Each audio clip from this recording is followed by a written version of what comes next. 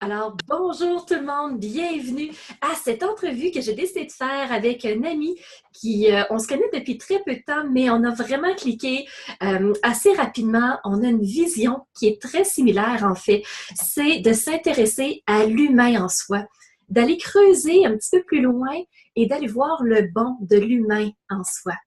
Alors, je vous le présente tout de suite de son prénom. Il va faire une présentation aussi de lui. Je veux vraiment qu'il prenne le temps de placer sa couleur parce que c'est un invité d'honneur. Je vous le dis, vous allez adorer cette entrevue qui est à ne pas manquer en fait. Alors, je vous présente David Comtal. Bonjour! Bonjour Nancy, c'est un honneur, c'est vraiment un privilège pour moi déjà. Je voudrais te remercier de m'accorder cette entrevue et je t'envoie plein de love, déjà rien que pour ça. Et ma petite signature, comme je mets souvent, c'est je t'envoie un big love et un méganifique canard. Voilà. Donc, je m'appelle David, j'ai 50 ans et je me considère, je suis en train de faire des formations pour devenir conférencier, auteur, coach. Et mon slogan, un petit peu de tout ça, c'est semer des graines de bonheur dans chaque cœur d'être humain que je rencontre. Mais ne serait-ce qu'une toute petite graine me suffit. Je n'ai pas besoin de semer un champ, seulement une petite graine. Voilà. Alors, vous voyez, comme je vous disais, dans le fond, David, c'est vraiment ça. C'est d'aller chercher le bonheur, mais d'aller le cultiver, à vrai dire. Puis avant de le cultiver, il faut le planter. Et David vient vous mettre une toute petite graine. Mais David, comment tu fais pour planter une petite graine? Comment je fais? J'aime bien, je discute avec les gens, enfin, quels que soient les gens que je rencontre, et j'essaie toujours d'aller chercher le petit truc qui, chez eux, leur fait un petit peu de peine, un petit peu d'ombre. Et je vais essayer d'aller y mettre une petite étincelle, une petite flamme de joie, de choses comme ça. De façon à ce que quand ils vont me parler, qui souvent ils font un petit peu la tête ou un peu la grimace parce que ça ne va pas, ou ils ont un problème ou un souci avec le… je vais leur glisser un petit mot, un petit truc qui va tout de suite leur ramener le sourire. C'est tout simplement ça, quoi. C'est le sourire et puis de leur faire comprendre que ce qu'ils sont en train de vivre maintenant, ouais, c'est peut-être compliqué, mais en même temps, il y a peut-être quelque chose de super intéressant à aller chercher. Il y a peut-être quelque chose qui vont permettre de leur faire passer à un niveau supérieur. Donc Totalement. voilà. Donc, alors, j'essaie de le faire tous les jours. Je le fais beaucoup avec mes enfants, avec mes amis, avec tout ça. Les gens que je rencontre. Je le fais avec mon chauffeur de bus quand je le prends, avec ma boulangère, avec tout le monde. Dès que je rencontre quelqu'un, j'essaie de systématiquement. Ce que j'adore, moi, c'est quand je croise quelqu'un, c'est quand qu'on a fini de parler, de se voir, c'est qu'il reparte avec la banane. C'est qu'il ait le méga smile sur le visage. Et là, moi, je suis super heureux et ça me nourrit, et là, je kiffe la vie. Super. Fait que tu as une grande motivation, dans le fond, c'est de faire plaisir aux gens, mais en faisant plaisir, ils te font plaisir à toi aussi. Mais complètement. Mais c'est ça, c'est fait plaisir, enfin, c'est même pas fait plaisir aux gens, c'est apporte-leur du bonheur, tu vas recevoir du bonheur. C'est aussi simple que ça. C'est François Lemay, que j'adore, comme il le dit, sème de la merde, tu récolteras de la merde. Eh ben moi, j'ai pas envie de semer de la merde, bien au contraire, j'ai envie de semer des champs de pâquerettes. Donc voilà, donc j'essaie de. Ouais, et c'est tellement facile en plus, c'est pas compliqué, quoi. Ne serait-ce que tu croises quelqu'un dans la rue, tu lui fais un sourire. Et bien systématiquement, il va te rendre ce sourire. C'est vrai.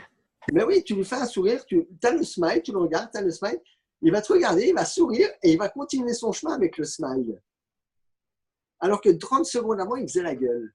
Et du coup, tu changes quelque part son mindset, peut-être pour la fin de la journée. Et rien que ça, et c'est ça que j'appelle finalement semer des graines de bonheur dans le cœur des gens. Tu n'as pas besoin de forcément aussi discuter ou quoi que ce soit, c'est dans plein de petites choses. Tout con, encore aujourd'hui, un gars, chaise roulante, je le crois, pourtant je suis pressé, je dois aller à la banque pour le boulot. Le gars, il est en fauteuil roulant, je prends le temps, je le pousse. Je le pousse, je le fais traverser la rue, machin, je l'ai emmené à l'endroit où il voulait. J'ai perdu 10 minutes, mais lui, je lui ai fait gagner un temps fou et puis je lui ai donné la banane, quoi. C'est que des choses comme ça, quoi. Et ça coûte rien. Effectivement, dans le fond, ce que tu dis, c'est qu'un sourire, on ne débourse pas quand on fait ça. Puis dans le fond, c'est quelque chose de très gratifiant pour les autres aussi de faire. J'ai envie de dire, ça ne coûte rien, mais c'est en même temps notre plus grande fortune. Oui, je suis totalement d'accord avec toi. Puis en même temps, comme tu dis, ça change le mindset, ça rend heureux. Les gens se disent, ah, mais ils vont se souvenir de ce moment-là dans leur journée. Mais complètement, complètement. Dans n'importe quelle situation, à partir du moment où il n'y a qu'à regarder les enfants, putain, je veux dire, les enfants, tu les regardes, ils ont la banane, ils ont tout le temps, ils se marrent. Et même s'ils tombent, ils pleurent 30 secondes après, ils se marrent, ils rigolent. Et quand tu les vois, tu peux être qu'heureux. Tu ne peux être qu'heureux. Et eux, ils ont tout compris. Eux, ils ont tout compris. Sauf que la société fait qu'on leur casse ça. On va faire en sorte que non, il faut qu'ils rentrent dans un moule, il faut qu'ils deviennent des moutons. Parce que la société dit que c'est pas bien de tout le temps rigoler, c'est pas bien de tout ça, c'est pas bien de ceci. Fuck, excuse-moi de dire ça, je suis vulgaire, mais soyons nous-mêmes, soyons heureux, parce que même s'il se passe plein de choses qui sont pas bien dans ce monde, il y a tellement de choses qui rendent heureux les gens que profitons-en, quoi. Et gardons ça. Arrêtons-nous à ce qui nous rend heureux, à ce qui rend les autres heureux.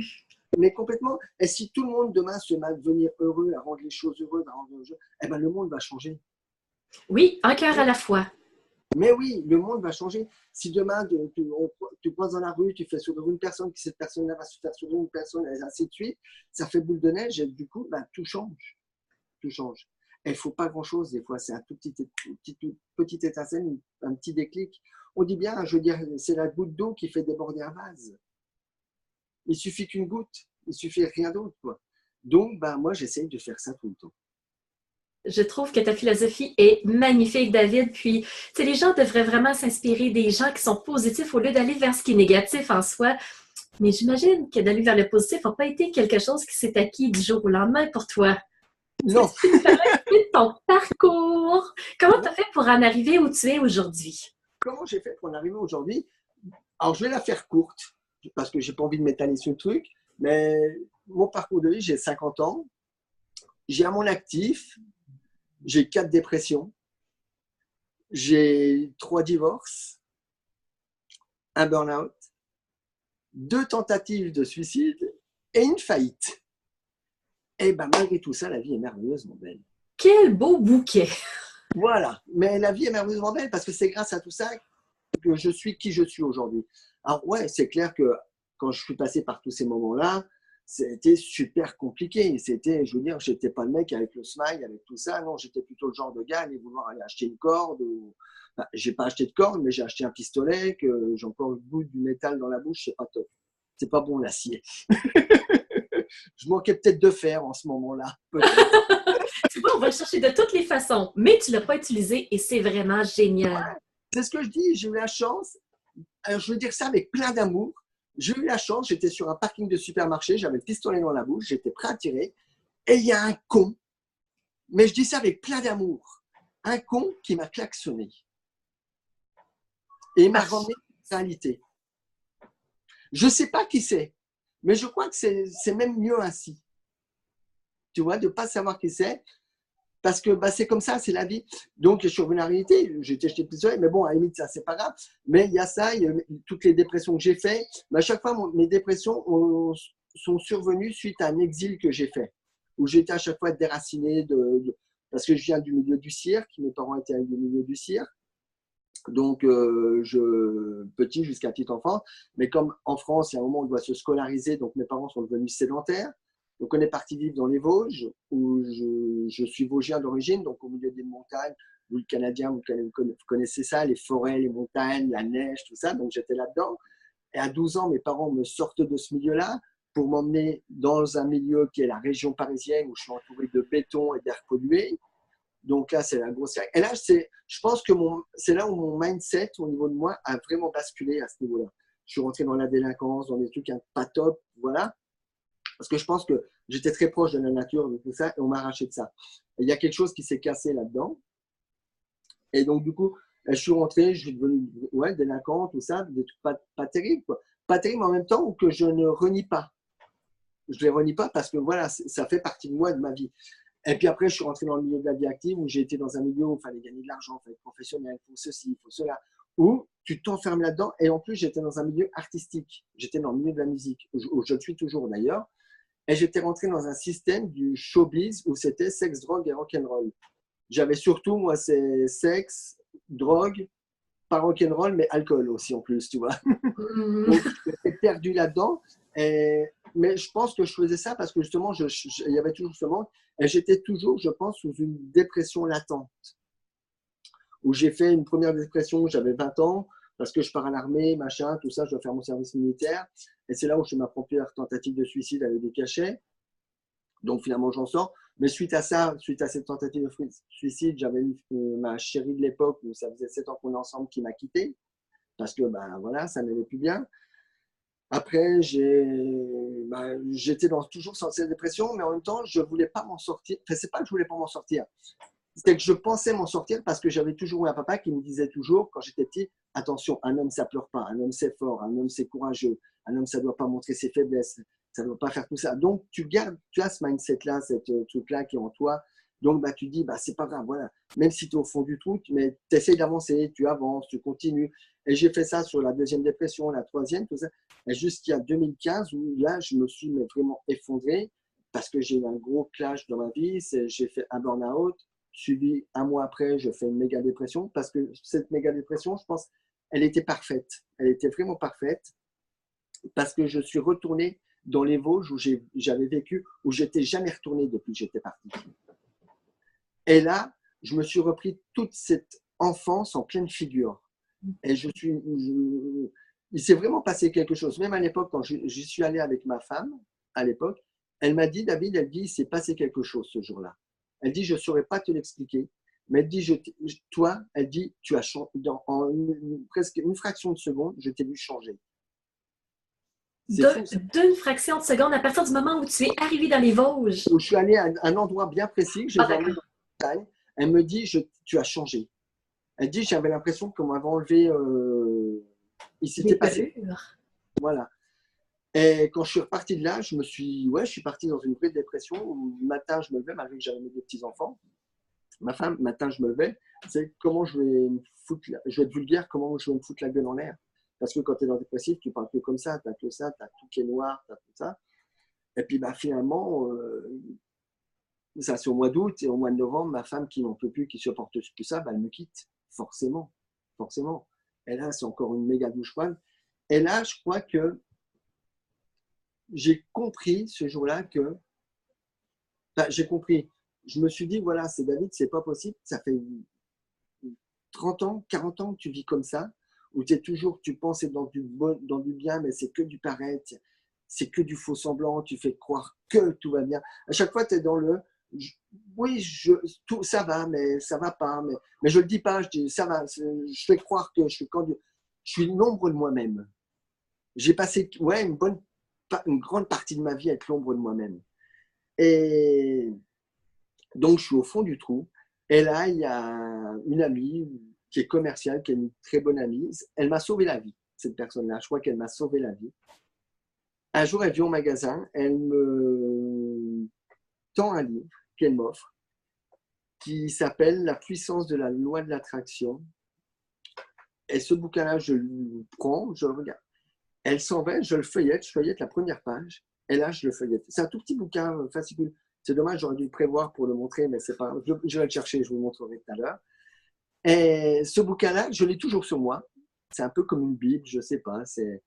Et il a changé littéralement ma vie, dans le sens où, alors il a changé, pas comme ça non plus, mais j'ai eu un déclic. C'est même plus un déclic, là, c'est un véritable coup de pied au cul que j'ai eu, où j'ai compris, il m'a fait comprendre ce livre que j'étais le seul responsable de tout ce qui m'arrivait dans ma vie.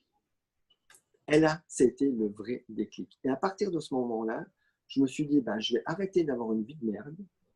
Je vais me créer la vie que j'ai envie d'avoir. Donc, je vais enlever tous les préjugés, tout ce qui faisait qu'avant, je croyais que c'était ça le bonheur. Je croyais qu'avant, le bonheur, c'était de gagner de l'argent, d'avoir une femme, d'avoir des gosses. Tout ça, non, c'est pas ça le bonheur. Le bonheur, déjà, le premier bonheur, c'est de s'aimer soi-même. De s'aimer, mais puissamment et profondément. Il y en a qui pensent que c'est narcissique. Non, c'est pas narcissique que de s'aimer. Parce qu'on ne peut pas aimer les gens si on ne s'aime pas. C'est pas possible de donner de l'amour à quelqu'un si on ne s'aime pas profondément, si on ne s'aime pas inconditionnellement. Souvent, ce que je dis aux gens, je dis aux gens, je vais te dire un truc, aime-toi profondément. Parce que tu es la seule personne avec qui tu vas passer toute ta vie. de ta naissance jusqu'à ta mort, tu seras tout le temps avec toi. Donc, aime-toi, mon gars, aime-toi. Parce que tous les autres qui vont passer, tes enfants, ta femme, ton mari, tes parents, ils vont faire que passer dans ta vie.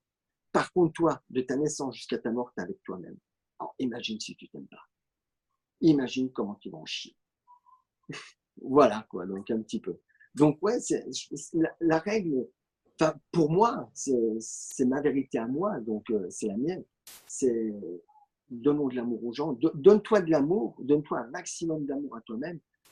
Et de là, tu vas pouvoir en donner aux autres et tu seras heureux. Et être heureux, ça ne tient pas à grand-chose. Ça tient, comme on disait tout à l'heure, c'est un smile. C'est regarder un oiseau dans la nature, tu te lèves le matin, tu regardes le ciel, tu regardes la vie, tu regardes la nature, tu regardes le sourire d'un gamin. Il ne faut pas grand-chose pour être heureux. Le bonheur tient à très peu de choses finalement. C'est avant toute chose, le bonheur, c'est tu as envie d'être heureux, tu n'as pas envie. Oui. Voilà. C'est un choix qu'on fait finalement d'être heureux. De ce que tu es en train de nous dire, c'est que quand on veut vraiment être heureux, on trouve des petites façons. Ce n'est pas nécessairement des choses qui coûtent très cher ou des choses qui sont compliquées finalement. C'est ça le truc, c'est que le bonheur ne coûte rien. C'est une des choses les plus puissantes sur cette terre et ça ne coûte rien.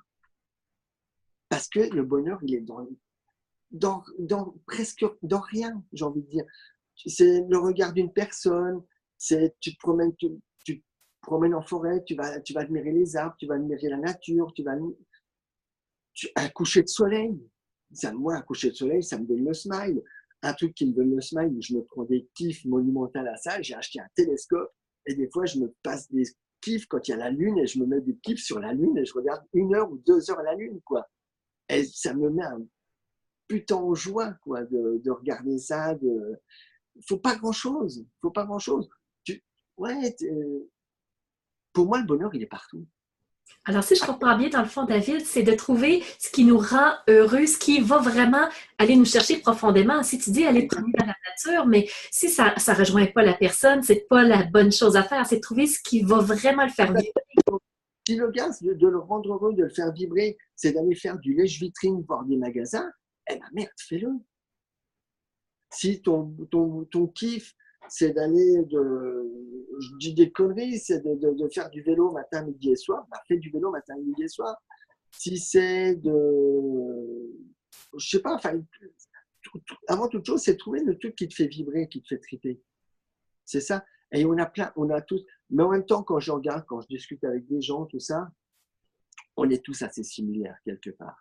Pour aller chercher. Qu'est-ce qui nous fait le plus vibrer, c'est de voir quelqu'un heureux. Je veux dire, je connais personne qui va être insensible devant le sourire d'un gamin. Je connais personne qui va être insensible devant, tu te promènes, tu vois un petit bébé chien ou un petit bébé chat. D'ailleurs, c'est pour ça qu'il y en a plein Facebook, des bébés chats.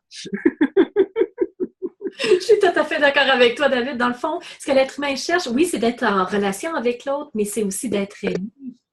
C'est d'être aimé, mais parce que, ouais, mais pour être aimé, il faut déjà que tu t'aimes toi-même. Oui. Ça, c'est la base quand même. Donc, ouais, après, j'ai appris aussi la méditation. Je médite beaucoup encore, un petit peu moins maintenant parce que j'ai beaucoup médité, j'ai été dans l'overdose de la méditation.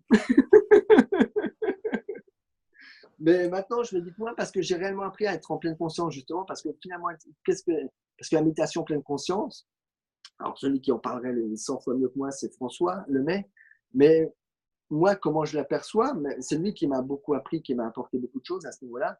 La méditation en pleine conscience, moi, comment je la concevais, donc c'est de prendre conscience de qui on est, de ce qu'on est. Et après, la vraie pleine conscience, pour moi, c'est d'être conscient H24 si possible. C'est être conscient quand tu te promènes dans la rue, c'est de sentir les odeurs, c'est d'entendre les gens qui parlent, c'est d'entendre tout, c'est être conscient de la nature, des bruits agréables, désagréables, tout, mais de prendre conscience de l'endroit où tu es. Donc, de vivre dans le moment présent. Et vivre dans le moment présent, complètement. Complètement. Et c'est ça qui est, pour moi, qui est ma clé. Je pense, après, voilà, je l'explique, j'essaie de la communiquer aux gens. Ça ne veut pas dire que c'est leur vérité. mais c'est ma vérité. Et si ma vérité peut leur donner un petit déclic ou une petite chose pour pouvoir, eux, aller tendre vers le mieux bien-être, quoi, le mieux-être, même, j'ai envie de dire, c'est qu'ils y aillent, tant mieux, tant mieux. Mais oui, l'instant présent, oui, parce qu'il y a que ça qui existe. Le seul moment qui existe, c'est ce qu'on passe là, c'est le moment qu'on échange en ce moment. Tout à l'heure, je ne sais pas ce que je vais faire. J'ai une vague idée, mais est-ce que ça va se faire ou pas, j'en sais rien. Puisque j'ai fait tout à l'heure, je peux en parler 1000 ans, on ne changera plus. Donc, par contre, là, ce qu'on fait, ça, là, on a une maîtrise à l'instant T. C'est tout.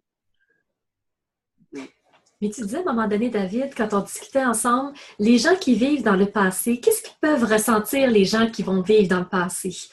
À un moment donné, il y a une situation là. Tu vas te rentrer dans un état de déprime et de dépression, forcément. Parce que tu vas repenser forcément. Dès l'instant que tu vas aller dans le passé, de toute façon, parce que quand on va dans le passé, c'est quand même très rare qu'on va avoir les moments de joie. Il y en a qui arrivent, mais en général, quand on va dans le passé, c'est plus pour aller chercher la merde qu'on a vécue.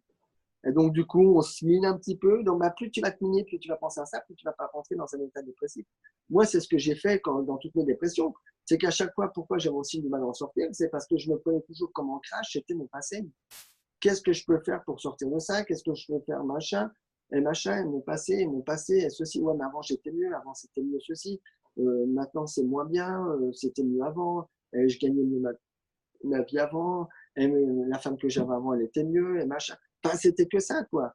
Et du coup, tu t'enfermes là-dedans, tu t'enfermes dans ça, et ça va pas. Et à l'inverse, si tu es dans le futur, alors là, tu stresses, tu passes ta vie à stresser, quoi. Tu passes ta vie à transpirer parce que tu sais pas ce qui va t'arriver. Est-ce que je vais payer des factures? Est-ce que machin? Est-ce que mes gosses, je vais pouvoir leur donner un avenir? Eh ben non, ça, on s'en fout parce qu'on n'y est pas. Laisse faire les choses. Justement, c'est maîtrise au maximum. Alors, maîtrise, entre guillemets, c'est ta vie, vis-la pleinement dans l'instant T, parce que plus tu vas la vivre pleinement dans cet instant T, plus tu vas créer un meilleur futur. Ça, tu ne le sais pas encore. Mais après, tu arrives à comprendre le principe et le process quand même. Mais moi, je sais que depuis que je vis comme ça, j'ai plus d'emmerde. Parce que pourquoi j'ai plus d'emmerde? Alors j'en ai, mais je les vois différemment. Je vois plus ça comme un emmerde, je vois ça comme une expérience de vie. Et qu'est-ce que cette expérience-là va pouvoir m'apporter pour progresser? Alors, tu as moins de stress, tu as moins de pression sur les épaules. J'ai plus de stress, j'ai plus de pression. Alors, ça m'arrive parce que je suis un être humain. Des fois, il n'y a encore pas si longtemps que ça, j'ai un stress parce que mon magasin, j'ai problème de trésorerie, j'ai plus de pognon, j'ai plus rien, il y a des factures à payer, machin, tout. Tu te dis comment tu vas faire, tu as une salariée, tu as tes gosses, tout ça. Et puis finalement, je me pose et je dis, bon, allez, ça ne sert à rien parce que là, à l'instant T, j'y suis pas. Et c'était à l'époque de la NBS du live, j'en parle de ça. Et j'en fais une vidéo parce que tu as entendu parler du défi impactant. Et j'en fais une vidéo, il y a des copains qui me font un feedback, qui me disent, t'inquiète pas, demain, David, tu auras la solution. Et effectivement, je me suis ouvert et le lendemain, j'ai une solution qui est arrivée. Magnifique. Parce que je me suis ouvert à plein de choses, quoi. Je ne suis pas resté, j'aurais pu très bien rester dans ma chambre d'hôtel, à ruminer en me disant, je ne vais pas payer, machin, tout ça. Allez, je vais aller acheter une corde, des compagnies, tout ça, parce que comment je vais faire tout ça? Et non, voilà. De toute façon, quoi qu'il arrive, à l'instant T, tu ne peux pas le changer. Donc, tant qu'à faire, autant ce que je me suis posé, j'ai médité. Déjà d'une. J'ai commencé à méditer. Après, je me suis posé, j'ai réfléchi. Et les solutions sont arrivées tranquillement. Et finalement, il y a 3 mois de ça, puis finalement, mon entreprise va très bien. Mais je suis sûr que je serais resté sur ce moment de stress, j'aurais nourri ça, je l'aurais nourri. Peut-être qu'à cette heure-ci, j'aurais fait faillite encore une fois. Mais le fait de ne pas l'avoir nourri, j'ai cassé le process. Oui, l'effet de dire qu'est-ce que je peux faire maintenant pour être bien maintenant. Ouais. Ça va tout simplement arrêter la pression, arrêter les questions qui arrêtent à n'en plus finir finalement, puis on n'avance à rien à ce moment-là. Mais complètement. Souvent, c'est ce que je dis. Il y a les gens qui me disent, ouais, mais tu comprends, moi, j'ai toujours des emmerdes, il m'arrive toujours des problèmes, et j'ai les factures de ceci, et j'ai cela, et j'ai la bagnole qui m'a lâché, j'ai ceci, j'ai le chauffe-eau, j'ai le truc, enfin, les problèmes de la vie, comme.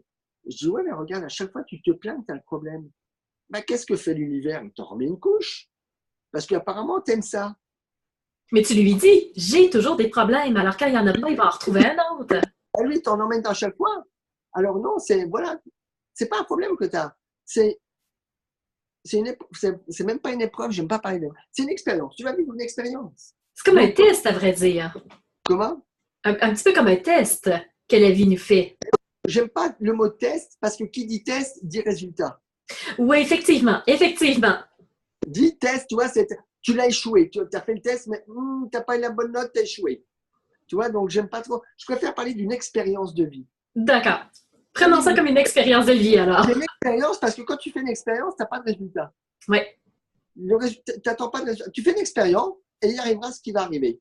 Donc, prends ça comme une expérience et cette expérience-là, bah, tu verras que quand tu la regardes différemment, parce qu'après, tu as plusieurs façons de regarder les choses. Je veux dire, tu sors du truc, tu la regardes mais en tant que spectateur, ta situation, et du coup, tu vas la regarder de dos, de vers toi, donc tu vas la voir d'une telle façon, tu vas te mettre sur le côté, tu vas la voir d'une autre façon, et ainsi de suite. Et le fait de pouvoir tourner comme ça autour, c'est ma façon de faire, je dis bien, et ben tu vas dire, ah bah tiens, peut-être que je peux peut-être la faire différemment. Je vais peut-être employer de telle manière, ou ceci, ou avoir un autre mindset. Tu as plein de choses qui arrivent, qui changent. Il y a une chose aussi souvent que je fais, c'est que quand j'ai des expériences ou comme ça qui m'arrivent, où je dois trouver une solution, souvent je me pose la question juste avant de me coucher. Et en général, dans 95% des cas, le lendemain matin, j'ai la réponse. Magnifique, ça fonctionne très, très bien. Alors, nous aussi, on peut le mettre en application, finalement. C'est ce que je dis souvent aussi aux gens, c'est, t'as un truc, une question, on dit bien, il y a un proverbe qui dit, la nuit porte conseil. C'est pas pour rien que nos anciens, nos ancêtres, ils ont dit ce proverbe. Je pense que voilà, ils n'étaient pas si idiots que ça. Mais souvent, je me pose, ouais, quand j'ai besoin d'une réponse, ou je me pose souvent la question vraiment avant de m'endormir. Je me pose souvent dans une méditation, un truc comme ça, je mets cette intention-là d'avoir pas forcément la solution, d'avoir une réponse. Qui souvent, cette réponse est une solution, en plus. Voilà. Donc, voilà un peu une partie de mon fonctionnement. Super. J'aimerais que tu reviennes sur quelque chose. On a parlé d'un livre qui a changé ta vie. J'aimerais que tu pousses encore un petit peu plus loin. Pourquoi ça a autant changé ta vie? Pourquoi le livre a autant d'impact pour toi? Pourquoi? Tu veux Parce le que montrer? Pas de problème, vas-y. je vais le chercher. 2 petites secondes.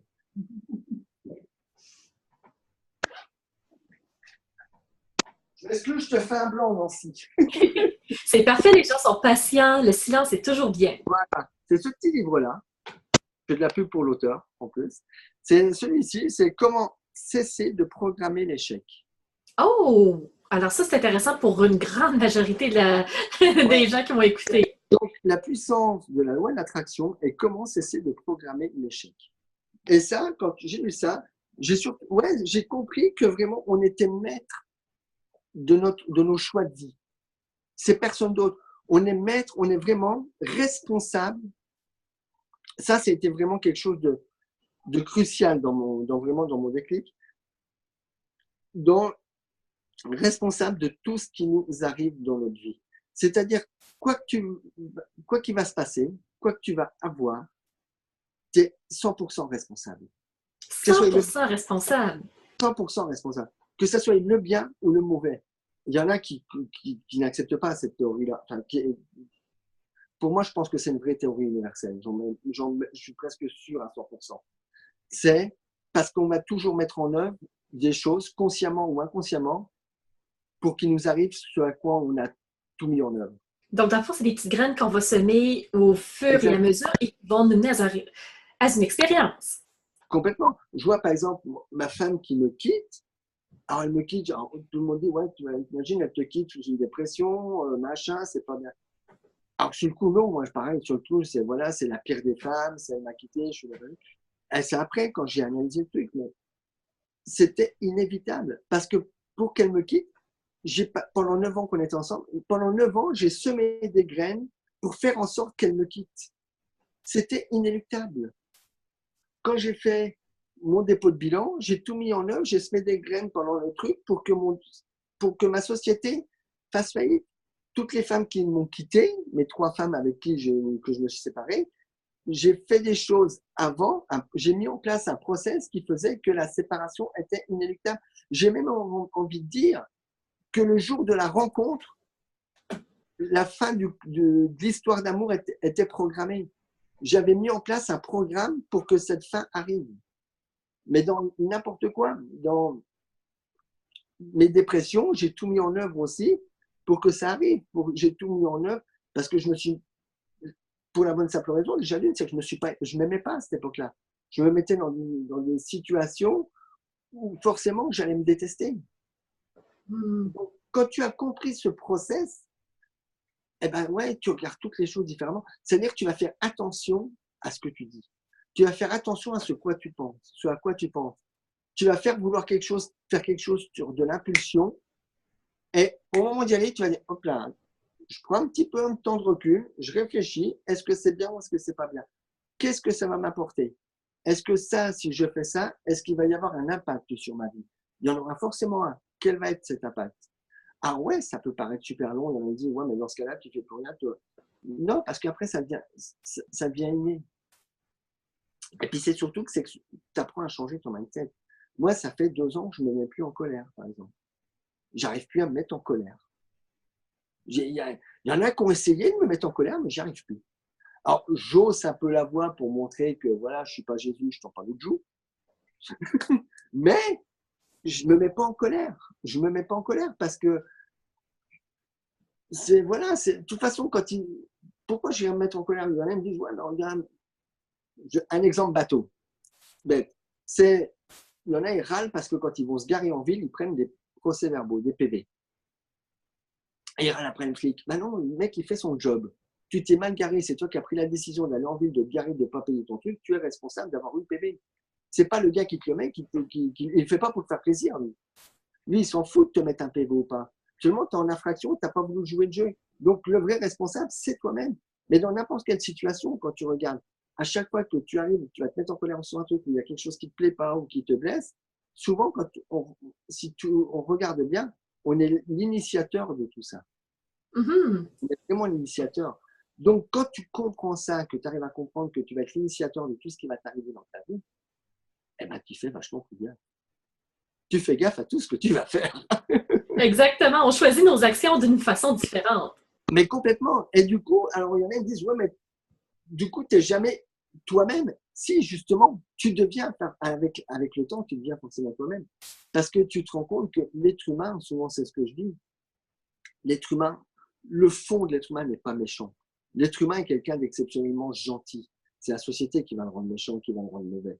Donc, quand tu arrives à te reconnecter à toi-même, à ton cœur, à tout ça, la vie est facile. La vie est facile. Mais il faut arriver à se reconnecter à son cœur. J'ai une amie, de la NBS, qui est partie faire une expérience à Bali, tout ça. Elle parlait qu'elle s'exilait, qu'elle partait, qu'elle avait laissé son appartement, tout ça. Et je lui ai marqué un truc sur son mur. Je dis, de toute façon, quel que soit l'endroit dans le monde où tu seras chez toi. Parce que ta maison, c'est ton cœur. Wow, c'est vraiment génial. Fait que peu importe où elle va aller, elle va toujours l'aimer. Voilà. Donc, à partir du moment où tu vas te sentir en toi, tu vas t'aimer, tu vas te sentir bien là où tu es, tu peux aller n'importe où dans le monde, tu te sentiras chez toi. Oui, et ça m'amène à te poser la prochaine question, peut-être. Quelle clé tu as à offrir aux gens pour les aider à être meilleurs, finalement, pour que ce soit un monde meilleur? As-tu une clé à partager? La clé à partager, j'en ai plusieurs. Déjà, prendre sa vie en main, ça c'est clair. Après, il y en a une autre, c'est ne rien attendre de la vie. Magique. Ne rien attendre.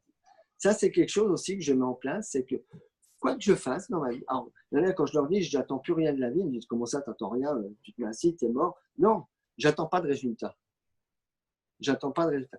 Moi, la vie m'apporte que des cadeaux. La preuve, t'es là. C'est un véritable cadeau c'est énorme. Ah, merci! Mais la vie, c'est que ça. La vie, à partir du moment où tu fais des choses et que tu n'attends aucun résultat, ce que tu vas recevoir va forcément être génial. Ça va être forcément génial. Moi, tout ce que je fais, je veux dire, ouais, je rencontre des gens, j'attends pas de. Je ne sais pas de savoir, ah ouais, est-ce qu'il va être comme ça, est-ce qu'il va être ceci, est-ce qu'il va être cela. Parce que de toute façon, à partir du moment où tu vas faire des suppositions sur quelqu'un, tu vas te planter d'office. Donc, tu vas être forcément déçu. Et moi, j'ai plus envie d'être déçu, quoi. J'ai plus envie de. Voilà. J'ai envie, justement, à chaque fois que je rencontre quelqu'un ou quoi que ce soit, c'est un cadeau. C'est. Je vais manger dans un restaurant, j'attends rien. Et du coup, ben, je mange. Le cadre, je le trouve sympa. Je trouve tout sympa, finalement, à la sortie. Du coup, alors, elle me dit, ouais, t'es un bisounours. Non, je suis pas un bisounours. C'est pas être un bisounours, mais justement, c'est apprendre à s'émerveiller de tout. Exactement, c'est juste de voir ce qui arrive et se dire, si j'avais pas fait telle chose, l'opportunité serait pas venue, j'aurais pas rencontré cette personne-là, j'aurais pas vu un coucher de soleil. Souvent, c'est ce que je dis, je fais une image avec ça, on en a parlé. C'est que tu vas dans un magasin de journaux, tu achètes un ticket de loterie. Mais enfin, tu achètes des trucs et puis tiens, tu as le ticket de loterie, tu dis, allez, tiens, je prends un ticket pour m'amuser, tu grattes, je veux dire en euros ou en dollars, tu gagnes 2 euros, waouh, tu es super content comme si tu avais gagné le gros lot. Tu as gratté, tu as gagné, waouh, j'ai de la chance, j'ai une jour de chance, ouais, c'est génial. Puis après, tu vas faire la démarche inverse, tu vas aller dans ce même magasin de journaux, tu vas prendre un ticket de loterie avec dire, putain, je gagne le gros lot, j'y vais. Et tu grattes et tu gagnes 2 euros. Et là, tu fais la gueule. Et pourtant, le résultat, c'est le même. Tu as gratté les deux mêmes tickets avec 2 euros et les deux te gagnent 2 euros. Sauf qu'il y en a un, tu avais l'intention de gagner le gros lot et l'autre, tu n'attendais rien. Et à partir du moment où tu n'attends rien, eh ben, tu es forcément heureux. J'aime bien mettre cette image-là parce qu'elle est vraiment parlante, quoi, je trouve. Oui. Et c'est ça la vie. Je dis souvent, l'autre fois, j'ai un pote, il a changé de boulot, il est parti d'une bosse, il me dit putain, fais chier, machin, les collègues sont cons, tout ça. Je dis ouais, mais tu t'attendais à quoi? Il dit ouais, je pensais avoir des mecs, d'après ce que j'avais entendu, c'était une boîte super sympa, tout le monde était fun, et puis là-bas, il y en a qui tirent la tronche, machin. Je dis oui, tu vois, t'attendais quelque chose. Je dis, tu n'auras rien attendu, je suis sûr que tu les trouvais super sympas, tes collègues. Et mon gars me dit ouais, il me dit finalement, c'est pas con. Tu attendais à avoir un truc, tu te faisais un. Ou c'est comme souvent quand on t'offre un cadeau et puis tu t'imagines le cadeau qu'on va t'offrir. Il y a quelqu'un qui vient, t'emmène un paquet cadeau, genre une grosse boîte, machin, tout. Tu te dis, bah, tu dis, ouais, un gros cadeau, t'es super content. Et puis tout, et puis dedans, t'as un tout petit truc. Oh, tu fais la gueule.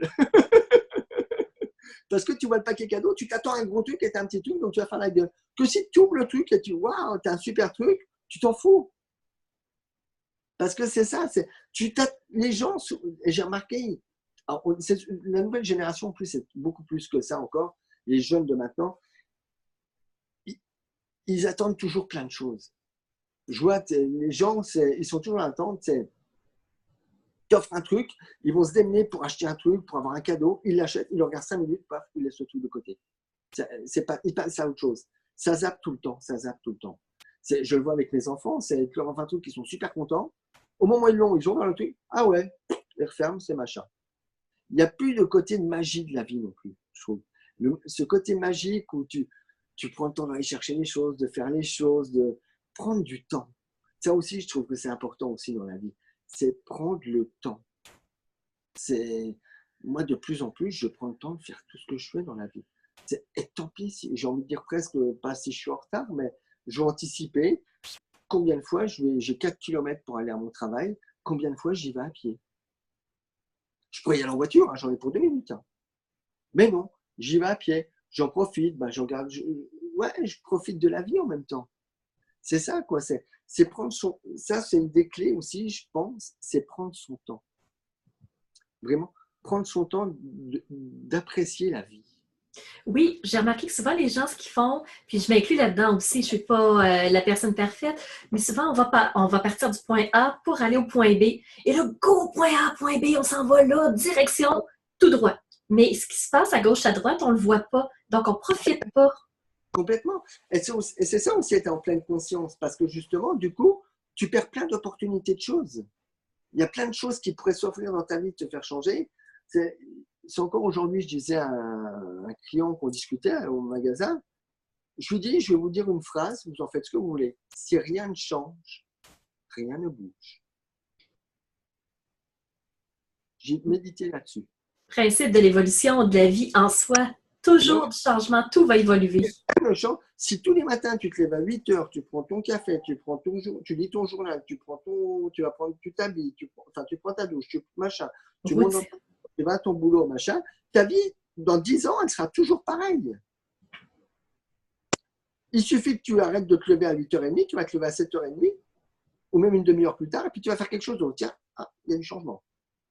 Tu bois tous les matins un café, tiens, allez, bois un thé. Change. Change. Plutôt que d'aller en bagnole. Ou alors tu prends toujours le même chemin. Prends les chemins de traverse un peu. Change de route. Ouais, c'est peut-être plus long, mais peut-être que tu vas avoir l'opportunité de rencontrer quelqu'un, croiser quelque chose. Et ta vie change. Et c'est ça, finalement. C'est toujours, essayer toujours d'être dans le changement. Ne pas rester dans du statique. C'est faire. Moi, j'essaye, il y a plein de choses. Alors, des fois, je me plante, hein, parce que des fois, c'est pas top. Des fois, je fais des expériences culinaires qui sont désastreuses. Mais j'essaye. Mais c'est ça, changer. Il faut changer dans tout. Quoi. La vie n'est pas linéaire. Non, c'est de sortir de sa zone de confort aussi, de, comme tu dis, d'arrêter d'être toujours pareil, toujours au même endroit, toujours les mêmes choses, les mêmes habitudes, d'en changer un petit peu, puis se dire, waouh, qu'est-ce que ça fait? Est-ce que c'est mieux? Est-ce que c'est moins? Est-ce que c'est quelque chose que j'aime ou pas? Ouais, mais c'est ce que je dis aussi en même temps, parallèlement à ça, c'est que si tu es dans la non-attente, si tu n'attends rien de la vie, tes petits changements que tu fais seront toujours des cadeaux. Parce qu'ils vont toujours t'apporter une petite étincelle. Les changements, si tu changes ta vie pour espérer avoir quelque chose d'autre, tu seras forcément aussi déçu. Parce qu'ils vont pas. Il y en a combien, j'en rencontre dans le développement personnel, qui me disent ouais, mais tu comprends, je fais ça, il ne se passe rien. Ben, si, mais pas tout de suite. Attends. Je dis, tu sais, par exemple, Paris, on ne l'a pas construit en 15 jours. Hmm. Il y a eu du temps. Toi, quand tes parents t'ont conçu, ils ne t'ont pas conçu, tu n'es pas arrivé tout de suite. C'est passé 9 mois. Ça met du temps. Laisse les choses se faire. Donc, ouais, mais moi, tu comprends, moi, j'aurais besoin que ça avance tout de suite. Non, ça ne marche pas. Ça, c'est dans le monde des bisounours. Enfin, c'est même pas le monde des bisounours. L'instantanéité. Mais oui, mais c'est ça. Mais c'est le monde moderne qui veut ça. Oui, exactement, mais on n'est pas obligé d'aller vers ce que la société nous amène toujours. Si c'est pas bon, il ne faut pas nécessairement se pousser vers.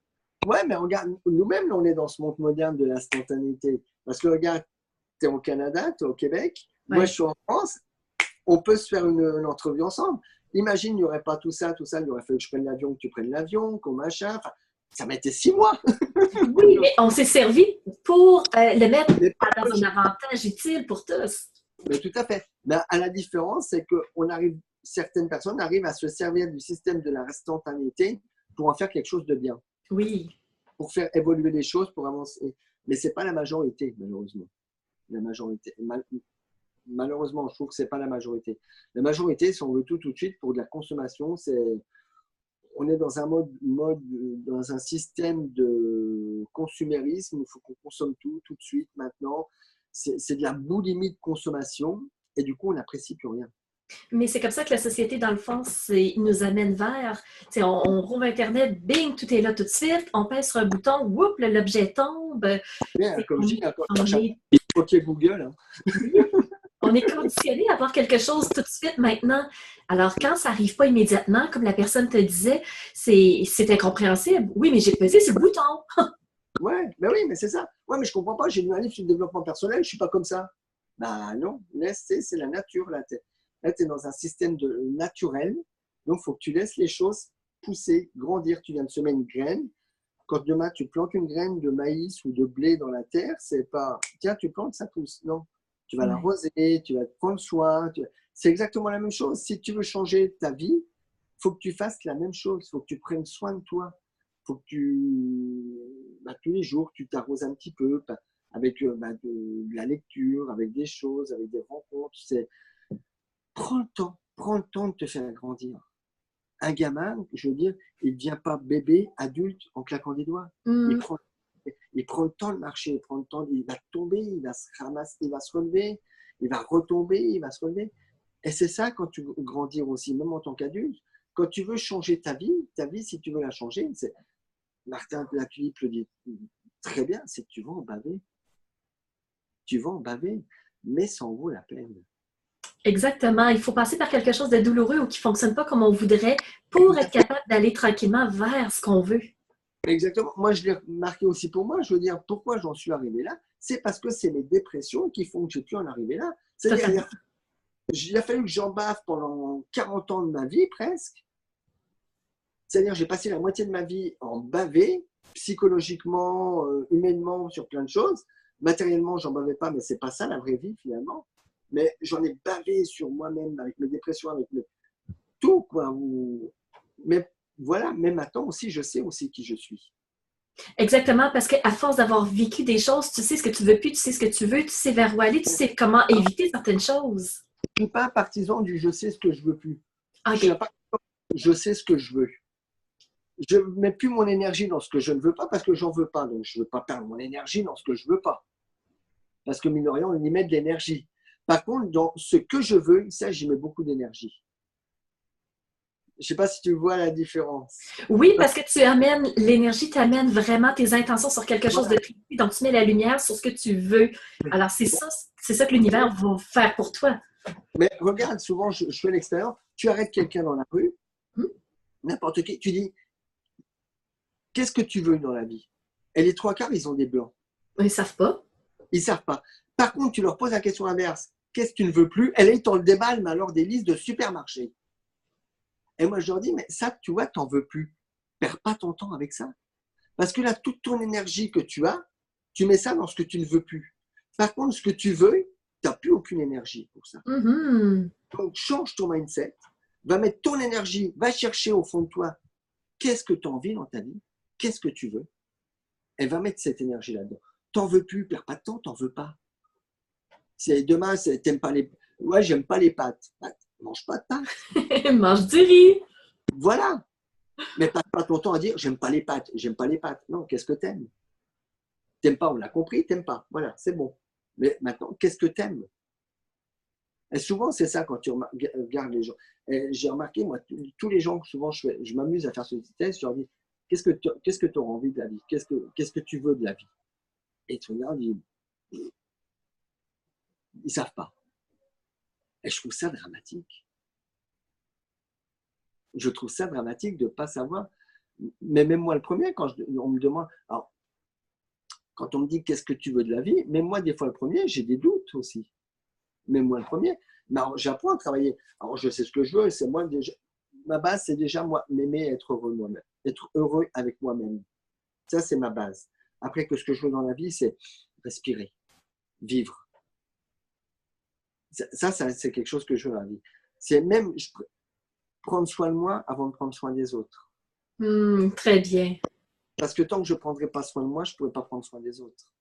Totalement. Si toi, tu te sens pas bien, c'est toi, tu ne vis plus, c'est toi, tu ne Donc, respires plus, tu ne peux plus rien faire pour l'autre. complètement. Donc ça, c'est vraiment ça. À la limite, c'est ce que je veux dans la vie, c'est que ça, finalement. C'est être bien avec moi-même. Et à partir du moment où je suis bien avec moi-même, tout s'ouvre autour de moi. Il y a tout qui s'ouvre. Je trouve que tu donnes des super clés aux gens. Sincèrement, c'est des concepts qu'on connaît, mais dans le fond, c'est de les mettre en action, vraiment, de les vivre, les intégrer. Et c'est ce que, ouais, j'essaye, autant faire se peut, mais j'essaye de le faire tout le temps.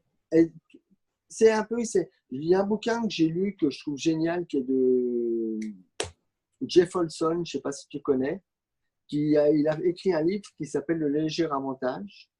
Oui, je connais un peu, mais pas tant. Il explique où tous les jours, c'est fait des petites actions et ça va changer ta vie. Ah, oui, c'est un livre que je veux lire. Je connais le titre, mais je ne l'ai pas lu encore. Je l'ai. Alors, on en sort avec un deuxième livre, c'est parfait, sincèrement, on va avoir de la belle lecture. OK, oui, c'est exactement ça. Voilà. Le léger avantage, il explique, il y a une formule que je trouve très drôle qui est vraie. C'est dit, tu as le choix, tous les matins, tu te lèves 10 minutes plus tôt et tu fais 10 pompes. Tous les matins, tu te lèves 10 minutes, tu fais 10 pompes. Il dit alors, c'est facile à faire, mais c'est facile à ne pas faire. OK, oui. C'est super facile à faire, tu te lèves 10 minutes, 10 pompes. Mais il dit, c'est facile de rester 10 minutes de plus au lit. Mais il dit, la seule différence, c'est que tous les matins, si tu te lèves et tu fais 10 pompes, dans un an, tu ne seras plus le même. Autre chose, tous les jours, tu lis 10 pages d'un livre de développement personnel. C'est rien, 10 pages. C'est 10 minutes. Eh bien, du bout d'un an, tu auras lu 3650 pages de livres de développement personnel. Tu seras forcément plus le même. Et c'est ça. Changer nos habitudes. C'est changer. Et le problème des gens, c'est quand ils changent, ils font tout d'un coup. Oui. Ils veulent tout faire, tout maîtriser. Non, fais des petites choses. Fais des toutes petites choses. Et tu vas toujours. Tu veux perdre du poids? Arrête de manger du pain. Fais que ça. Continue le reste, mais déjà, commence par arrêter de manger du pain. Bah, tu verras qu'à mon avis, au bout de 6 mois, tu ne seras plus pareil. Et pourtant, tu n'as pas bouleversé ta vie. Effectivement, c'est facile à mettre en place, c'est moins énergivore, la personne se décourage beaucoup moins vite et voit les résultats. Complètement, complètement.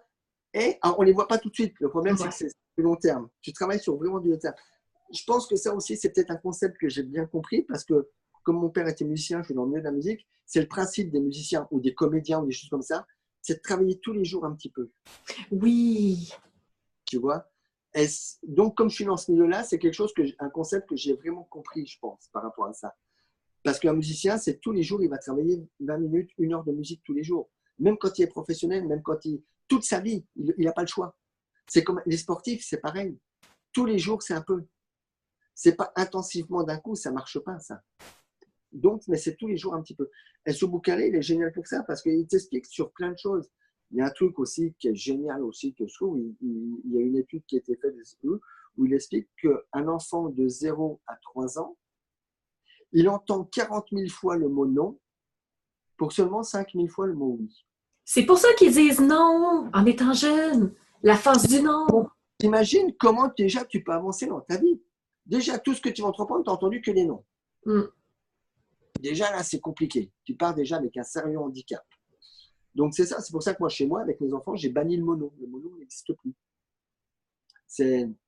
Donc, c'est ça. C'est vraiment, ouais, c'est tous les jours des petites actions. Mais c'est ce que dit Martin, hein, quand il fait tous les jours une action imparfaite, inspirante. C'est complètement ça. C'est tous les jours, si tu changes, mais presque rien, je veux dire, ta vie, elle change. Ta vie change littéralement. Et c'est ce que je m'en pratique tout le temps. C'est tous les jours que j'essaie de changer. Je mets des choses en pratique, je fais des choses.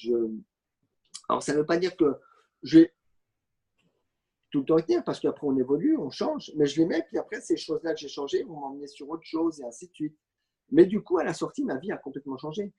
Si je vois ne serait-ce que moi, en 8 mois, si je reviens en septembre, quand j'ai vu la première conférence de François Lemay à Lyon, en septembre 2017, donc il y a un peu plus de 8 mois de ça, je ne suis plus du tout le même bonhomme.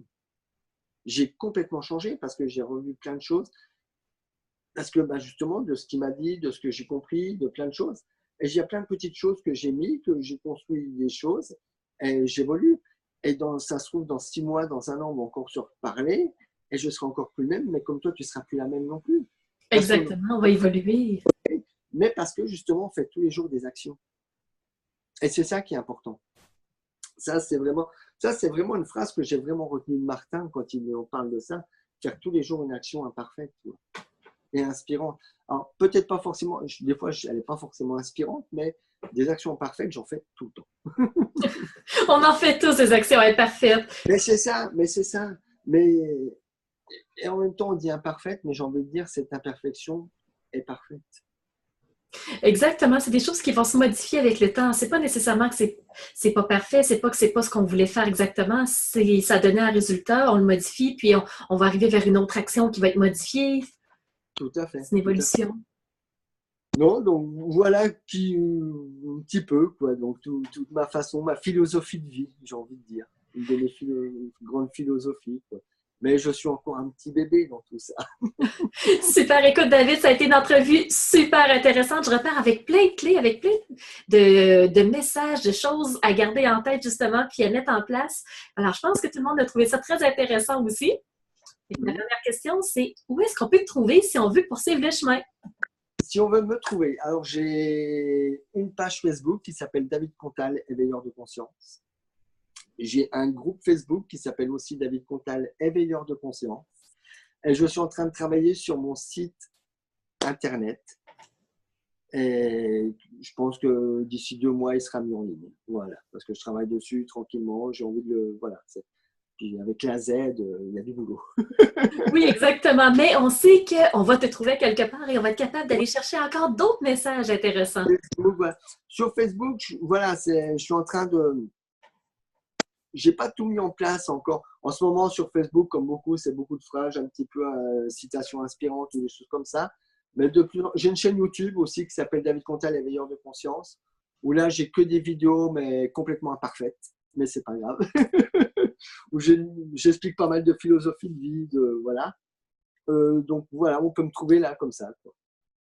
Et qu'on n'hésite surtout pas. Donc voilà. Et puis j'ai aussi non, j'allais dire mon mur Facebook, mais il est complet.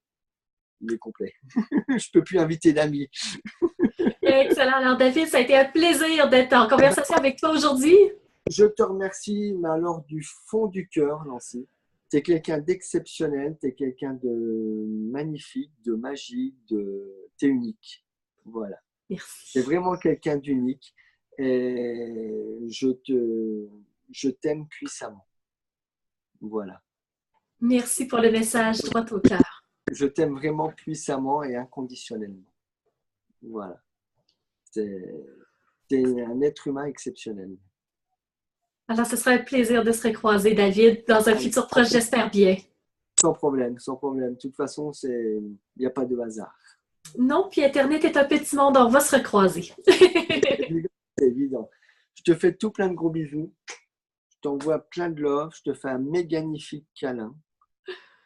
Et prends soin de toi, surtout. Parce que personne d'autre ne le fera à ta place. Non. Voilà. Alors, je m'en vais m'occuper de moi, alors. Voilà.